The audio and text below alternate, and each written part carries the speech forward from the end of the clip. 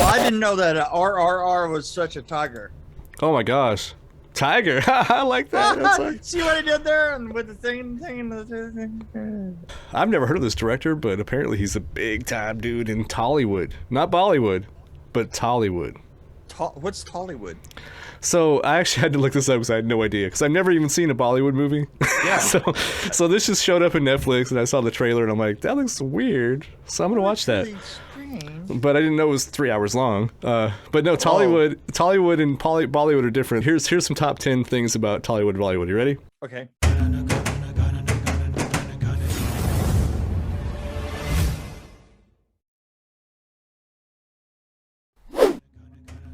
Tollywood is southern India, and Bollywood is up north.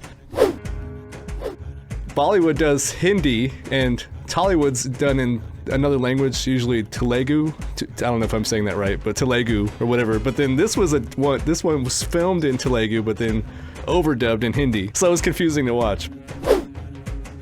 Bollywood generates more revenue. Tollywood has more drama and action. Bollywood has more dancing. Yes. And Tollywood is focused more on the drama and the action. And the Bollywood is more around the music and the dancing and the... And then you'll be surprised with the next one. Tollywood is generally longer than Bollywood. Obviously the music is different. Tollywood is more exciting and noisy, while Bollywood is more romantic and gentle and stuff. Yeah. It's funny. All you had to do was say that from the beginning, and a lot of things clicked into place that I already knew, but I didn't know. Things that I didn't know, but I didn't know. I've learned a lot which I didn't know that I didn't learn, but I forgot about everything already. Wait, I don't know what I just said. But Tollywood came first. The first movie came out in 1912. Bollywood came in 1913. And Bollywood has more variety. Tollywood's pretty straight, like drama, action, kind of like what we saw here.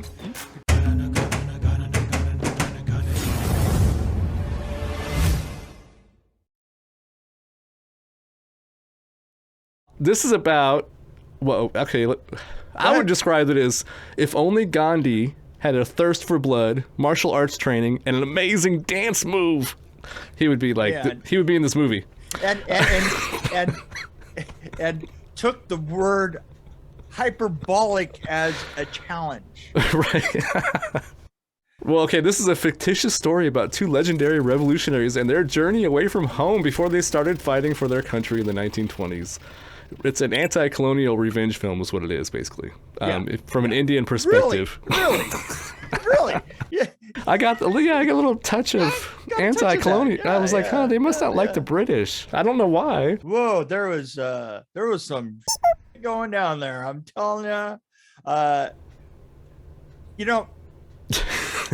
want to see where you start with this. Okay. I'm just going to clarify one little tiny scene, right? So, one of our heroes shoots an arrow through a tree. He's shooting at a guy that's on the other side of the tree. Yes. He shoots the arrow through the tree, and the colonial soldier that he's supposedly trying to skewer looks, and the point of the arrow comes through the tree, stops just in front of his eye. Right? Yeah. And so you look at the relief on his face, and then the scene opens back up to show the guy who shot the arrow on this huge leap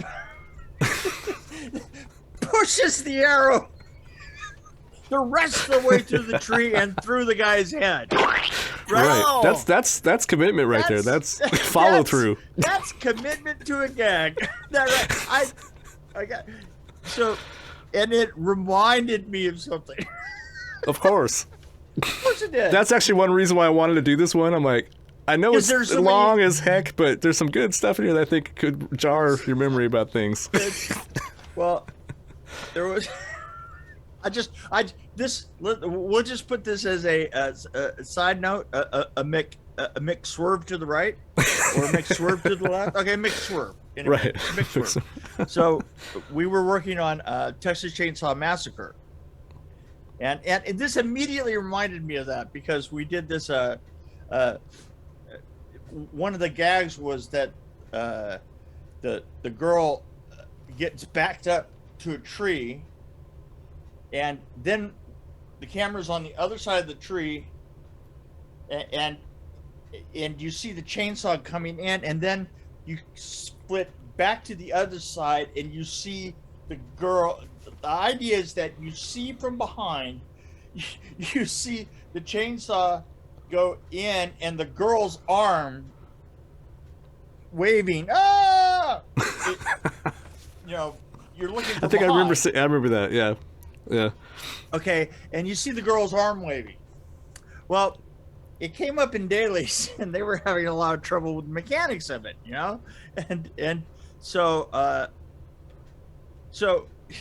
here's what you should see. You should see the tree, and the girl's arms on either side of the tree, like this, and then you hear the chainsaw, and the chainsaw just comes through the tree. So you just see the chainsaw, right?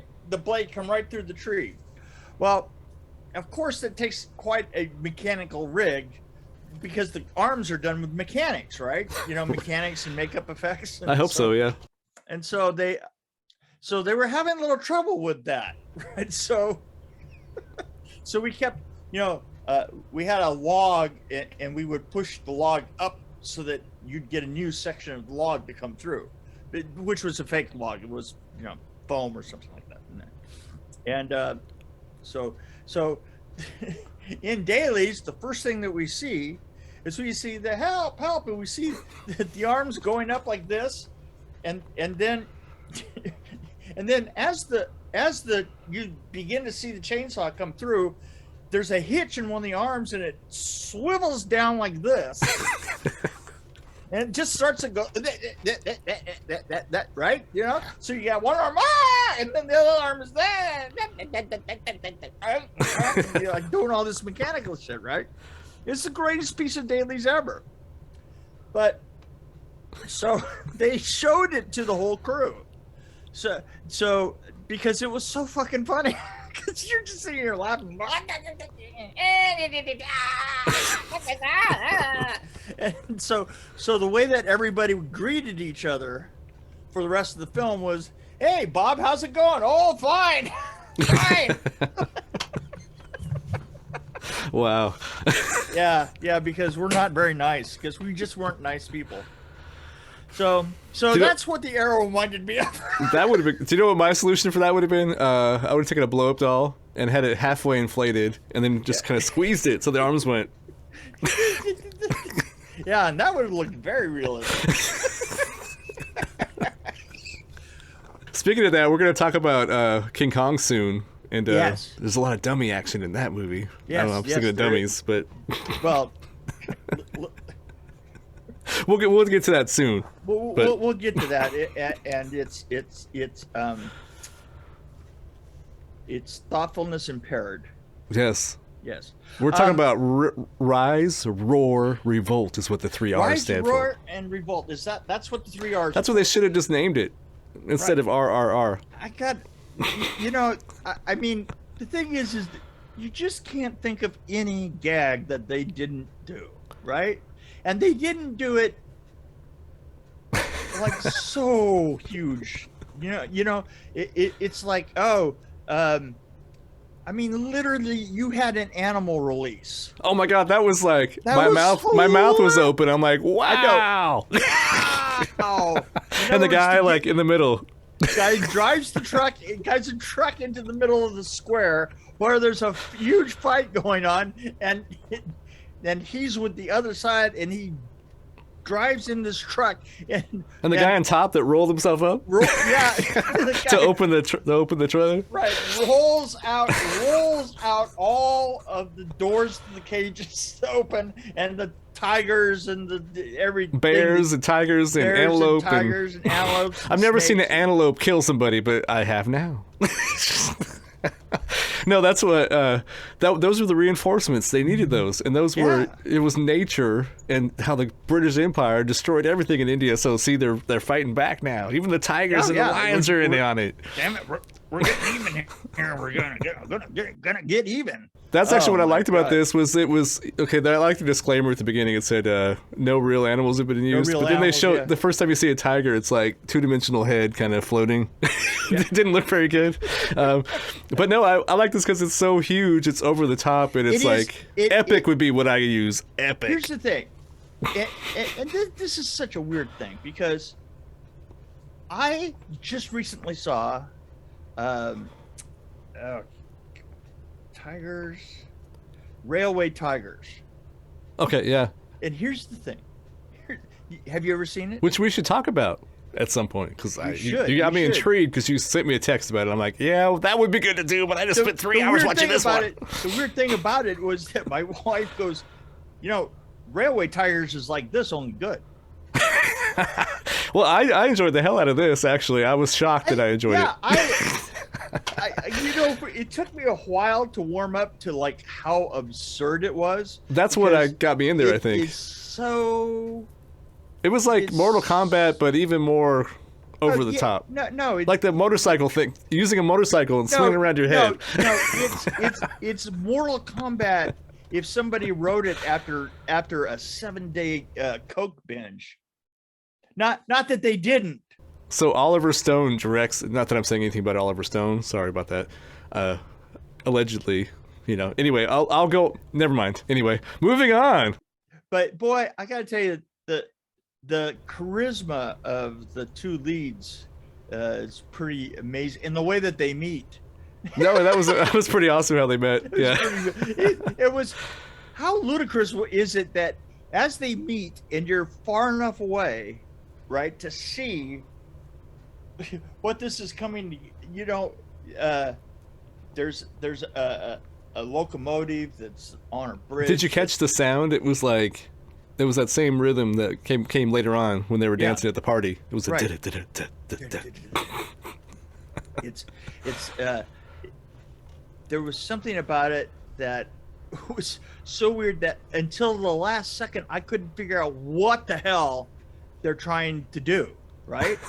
And then when they did it, I'm like, really? How did anybody come up with such a ridiculous idea? But here's the thing, there's so many ridiculous ideas that they just took a ridiculous idea and they went so big with all of them that they're not ridiculous anymore. They're like the groundswell of epicness, It's just absolutely. And there was a lot of gore, shit. brutality, like gore. Some of the things that were in this were pretty brutal. Like for a PG-13, I was like shocked that it was that bad. But, and then the dance scene at the party, I thought was.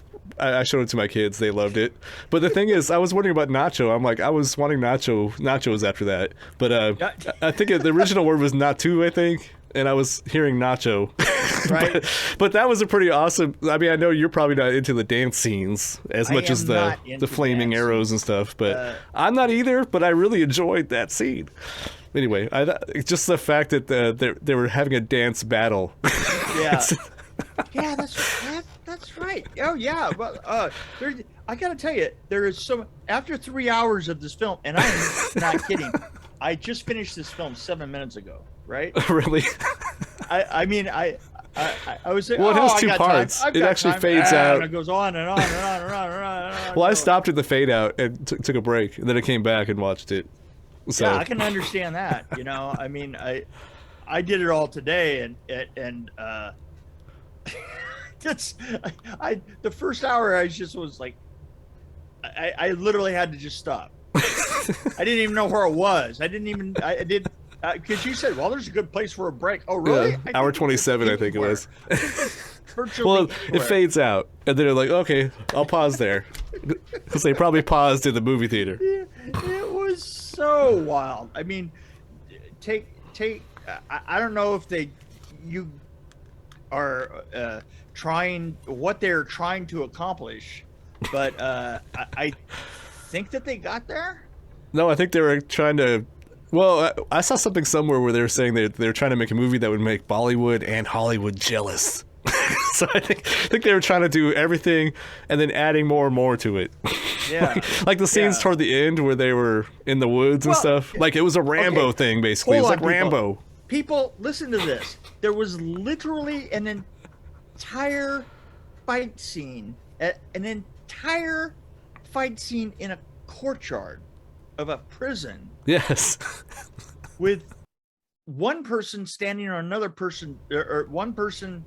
Yeah, he was. On somebody else's they became back. one, and they were fighting together. One, right? And here's the great thing: is not only did they fight that way, but there's a scene where the two of them together climb a power tower. That way. Yes. Right? Yes. The two of them. One on top. Well, they did a lot of swinging. It was a lot of Mortal Kombat stuff. That's what I'm saying. It really. You know what? They were. The thing is together they were Goro, right? And they were Goro climbing the side of the building. It's two people together. It was just absolutely the strangest thing. Well, what I like about this is it kind of certain things reminded me of things like Rambo, for example. But it wasn't like they did a direct take of Rambo. They just kind of hinted at it. And then the same thing with like everything else. They obviously like Hollywood. Yeah, obviously there was but obviously they were going to say, let's take Hollywood and macro it, because even the colors, I mean, just absolutely everything was so blown out and enormous. And, oh no, it was actually, I thought it was really pretty. That's one thing I appreciated about it was how bright it was. No, it was pretty. Well, one thing's for sure is they know how we used to light things at night in the 80s. Totally. None of this. Well, it's going to be dark here. There was no dark anywhere. The night was just another shade of day. And there was none of that they do nowadays where you have like a big light behind a tree and it like bursts out. So it was just bright. There was nothing subtle about anything. Nothing subtle. No. No, but you're right about so one thing, the first thing that got me into this was just the charisma of the two main actors, the two guys. Absolutely. But then the brightness and the colors got me, and then the music was whatever. But it's like, but I really enjoyed the fight scenes, like where he goes to arrest somebody. That was like ridiculous. I really like the bad guy and his wife. Well, the wife was pretty bad. That's probably my only. That's my biggest complaint is how she acts. Like she's a terrible actress. She's like, I want more blood. Give me more blood. Yeah, give me more. And then she hands him the new revised whip with the spikes. Yeah. But so it was, and I have to tell you something. The oversized charisma that it requires for the two leads to be involved in this, and how completely out of hand their superpower. That I mean, the thing is by the time it got to the last segment where they're storming the armory. Yeah. Right. Yeah. Oh my God. How about how beautiful it was, the fight with the motorcycles in the trees. Yeah. I mean, you have to think about this is like it's 100 period motorcycles going through a grove of trees, and how manicured this grove must just be, and I'm sure that very little of it was real, but how manicured the grove was, right? And so these guys are fighting, they're just the two of them. It was hardly even because there were only 100 only 100 motorcycles, Right. with heavily armed troops on them, up But- against these two guys. They made good use of those motorcycles. Oh my god! By that time, these two guys were actually had superpowers. Right. Right? You know, the guy. I can't think of the one with the beard, the scruffy beard that looked more like me. Right? Yeah, yeah. He picks up a Ram. he picks up an entire motorcycle by the back wheel. And then spins in circles with it, wiping. Oh no, troops that out. was his name was Beam, That was Beam, right? and the other right, one was Beam. Ram. Yeah. Oh, so Man. I actually know why they were calling it RRR. I think it was a working title because the two lead actors, their names start with R, so does the directors. Oh, God. So the director was like, "Hey, a shout out to my two boys." But so I looked up this director, and apparently, I actually want to check out a couple more movies by him. There's one that's called what was it, Ega? It was 2012. Ega. A murdered man is reincarnated as a housefly and seeks to avenge his death. Oh, can't be. So we're gonna see a anything wrong with housefly with a motorcycle over his head. I don't know. No, so Yeah. I thought this was a thrill ride with a load of heart. Actually, it had like amazing. it had some good heart in it, and that.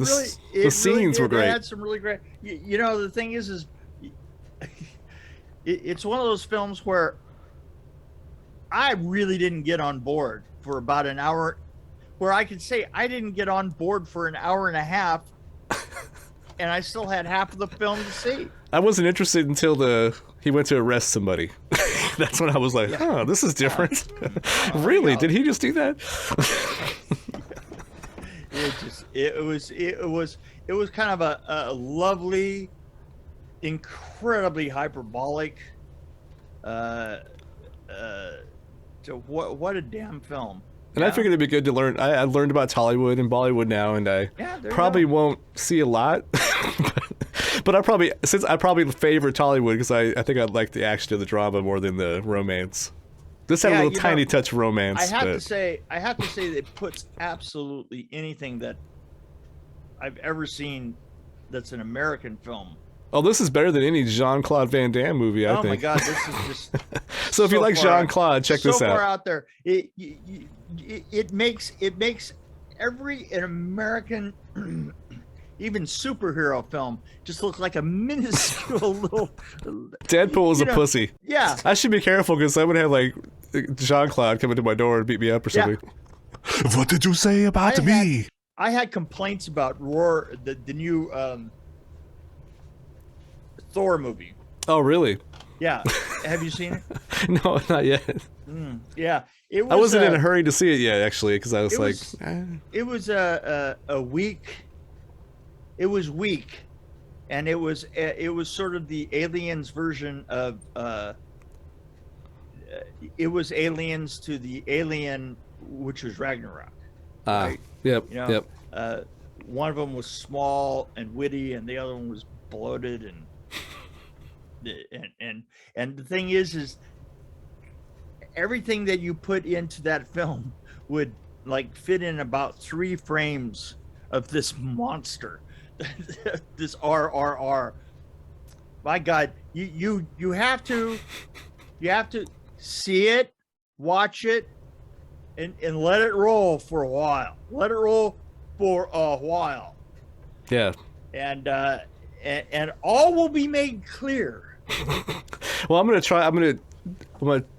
put, now that my toes are in, I'm gonna dive into some of this director's stuff. I'm gonna check out a couple movies and I'll get back to you. I'm not gonna make you watch them, but I'm gonna check the Please. Housefly one first. See, I needed to, I needed to get back in and spend all day looking at this, right? And it took me most of the day to get through it. you literally, it's because your mind melts out, like, after the first hour and a half, your mind just goes. I'd like to be in a room with like the writers, like trying to figure out what should we do, what kind of gag should we throw in here? Like, let's have them cannot- throw a motorcycle on somebody. I can't even imagine I mean, here's the thing that blows me away. I can't even imagine. I mean, because I know how much of it had to be green screen, optical, right? Yeah. Optical Well, all the CGI. animals were CGI pretty much, and Right. I was like trying to figure out how they shot some of the scenes because it was pretty intense. They're so big. I mean, the scenes were so big. You had to say, I wanted to see some production stills of it, just to see how much of that was really there. Right, You like know? the Grove, like you mentioned. I was curious about that too. Like, Right. obviously, How there's a much- little. Yeah. How much? I mean, did they really drive 100 period piece motorcycles through the woods? You know, it's just crazy because this was truly one where I usually can tell the difference, you know, Yeah. of where the one line starts and the Well, next line begins. There's a And scene had that no I idea. complained about when we watched Black Panther together. I immediately noticed this, and it bothered me. There's a scene where they're by the waterfall and they're fighting, and like you can see the crowd behind them, and you can tell right. they just took Oh. little groups of people and copied and pasted basically, and, Right, and they're all moving at the same time. I'm like, well, that's exactly painfully And- obvious. This there had was some- thousands and of there was people that something- were moving differently. and there was something super stagey about Yeah. it. Super, you know, like you knew that piece was done on a stage, right? Right? Yeah. You know, this I just Well, this had you the couldn't see any seams. Like hardest time. you couldn't Yeah. tell where they You multiplied people. They probably did, but you couldn't. because literally there was very little dialogue, and literally almost every scene had at least 50 people in it, right? I mean, Right. every scene had 50 people in it, and that's just for the minor scenes. I mean, it goes up to like thousands and thousands of people, and I'm assuming that some of those people were optical, but I just couldn't even tell. And by the way, how great was that love interest, the British love interest? Oh, Her yeah. character was pretty awesome. Yeah. It was just great. It was yeah. Olivia I- Morris I- played I- Jennifer, Yeah, she was the nice she was, one. She was everybody's I think he's Marilyn. popping out. She was Marilyn. Well, then he also had the other girl, the other love interest, or the girlfriend that was waiting behind for her Yes. man to come back. Right. Waiting, yeah.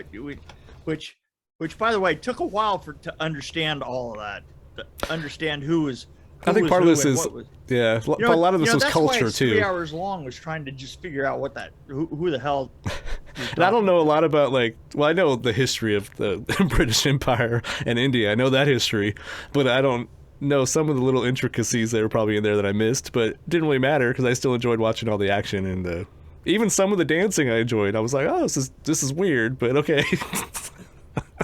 Especially the nacho part. I mean, I was like, my kids were trying to do the dance. Yeah. But yeah, Luck so with that. well, I would give this actually a really high rating. You'd probably be shocked if I tell you. So Well, you're going to tell me, you know that, right? I give this mean, I mean, what do you mean if? Well, I'm trying to If- think of I'm trying to think of what I rated. So Anna and the Apocalypse. Remember Anna and the Apocalypse that you hated? I think, or you didn't Yeah. hate it, but you didn't like it. I Yeah. gave it like a 3.3. I think I give this one like a 4.2 or something. At least a high 4 I or wouldn't- mid I 4. wouldn't- 4.2. I'm going to say probably 3.9, and here's the reason. The reason it just isn't my type of film. Well, I thought actually, honestly, but- thought you were gonna like this. And I was like, he's gonna give this like a 2. I think. Well, here's the thing. If you had stopped me at that first hour and a half, which was the length of an actual goddamn movie, if you had stopped me at the first hour and a half, I think I would have been bored to tears. I was just barely hanging on, and I was cursing your name. So what the fuck is this? Dude, what is it? I did kind of push you. I was like, oh, come on, I watched it. You could fast forward through a lot of the stuff. Yeah, well, don't get me wrong, I actually did, but Well, I know, actually- but it's. I mean, there were just segments of it. You just. I fast forward mean, to some of the dialogue, and then Yeah, when the so- action scene or something, music came up, I went to normal speed. But yeah, right. but it was a lot of reading. It was a lot of reading. But you know what? like, I could tell that I was actually hooked, because I think about an hour and 3/4 in, I actually went in and reversed the film to go back and read some of the dialogue because I was starting to get lost. You know, it's like I was like, oh, wait a minute. You know, it's the thing is really, in all honesty, there's very little dialogue on the film, right? But but it's pretty critical after a while. Yeah, Yeah, it wasn't kind of- exposition though. It was more like I don't know. It wasn't too People much. didn't That's what I'm say trying much, to say. but when they did say something, you pretty was much important. had to catch it, or you didn't, or you were just completely lost. Well, I was shocked by the animals, and I was like, What? Yeah, the scene with the animals when the truck drives up into the middle of that big square and the animals come out as weapons, and you're like, okay, I haven't seen that before.